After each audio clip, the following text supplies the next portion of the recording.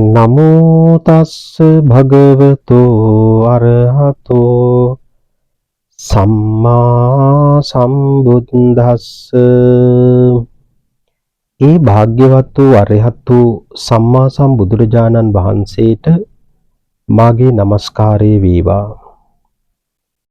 අනික්ක සාවෝ කාසාවං යෝවත්තං පරිදහෙස්සති අපේතෝ දම සච්චේන නසෝ කාසාව මරහති. සියලු දෙනාටම සම්මා සම්බුදු සරණයි. දහම් නැන ටීවී නාලිකාවේ සිරිත් වශයෙන් ධම්මචින්තා වැඩසටහන නරඹන ඔබට අද මම කියලා දෙන්නේ යමක වගේ 9 වෙනි ගාථාව. අනික්ක සාවෝ කාසාවන් යෝවත්තම් පරිදහිස්සති අපේතෝ දම සච්චේන නසෝ කාසාව මරහති. මේ ගාථාවෙන් කියන්නේ සිවුරක් පොරවාගෙන ඉන්න භික්ෂූන් වහන්සේ නමකට ඒ සිවුරක් දැරීමට ඔහු කොහොමද සුදුසු කියන කාරණාව. යම්කිසි කෙනෙක් යම්කිසි පුද්ගලයෙක් කෙලෙස් කාටෙන් යුක්තව සිවුරු දරාගෙන ඉන්නවා නම්, ඉන්ද්‍රයන්ගේ කිසිම සංවරයක් නැත්තම්,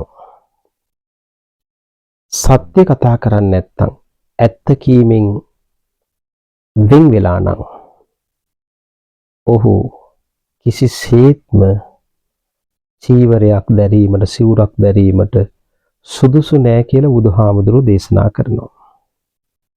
ඒ නිසා සිවුරක් දැරීමටත් සුදුසුකමක් තියෙන්න ඕන. ඔයත් කල්පනා කරන්න පුළුවන් සිවුරු දරාගෙන ඉන්න කොච්චර පහසුද කියලා. සිවුරක් දරා ගන්නවා කියන්නේ ලේසි නෑ.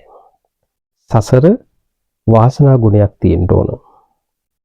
ඒ වගේම ඒ සිවුර දරා ගැනීමේ මහා බලයක්, ශක්තියක් තියෙන්න ඕන. අපේ රටේ ගත්තාම මිනිස්සු කෝටි 2.5ක් විතර ඉන්නවා.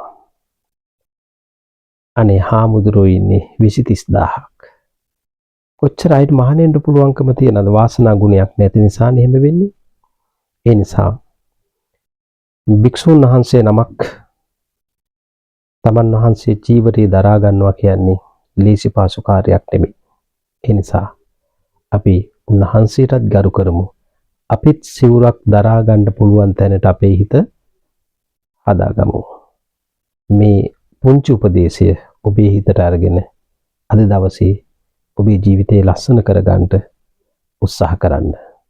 ඔබ හැමෝටම සම්මා සම්බුදු සරණයි.